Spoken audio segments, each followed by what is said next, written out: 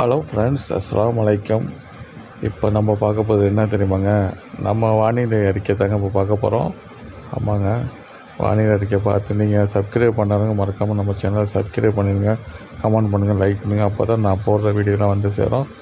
ஆமாங்க, மறந்துடாமல் சப்ஸ்கிரைப் பண்ணிடுங்க, அப்போ தான் நம்ம வீடியோலாம் வந்து சேரும். ஓகே, வாங்க பார்க்கலாம். அதிகாரப்பூர்வ முக்கடல் காற்று பற்றிய அறிவிப்பிற்கு இந்திய வானிலை ஆராய்ச்சித்துறை அறிக்கையை பார்க்கவும்.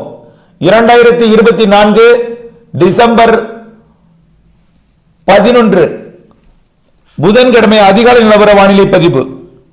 வங்கக்கடலில் உருவாகி தமிழ்நாட்டின் கரையை நெருங்கி கொண்டிருக்கக்கூடிய தீவிர காற்றழுத்த தாழ்வு பகுதி தற்பொழுது பாக் ஜலசந்தி பகுதிக்கு நாகப்பட்டினம் மாவட்டம் கோடியக்கரை முனைக்கு கிழக்கு தென்கிழக்கே சுமார் 375 கிலோமீட்டர் தொலைவில் நிலை கொண்டிருக்கிறது. அதன் மையம் இது தொடர்ந்து முல்லைத்தீவு பகுதியை நெருங்கி பிறகு காங்கேசன்துறை யாழ்ப்பாணம் பகுதியை நெருங்கி கோடியக்கரைக்கும் யாழ்ப்பாணத்திற்கும் இடைப்பட்ட பாக் ஜலசந்தி பகுதி வழியாக புதுக்கோட்டை மாவட்ட பகுதி வழியாக இது மேற்கு நோக்கி நகரும்.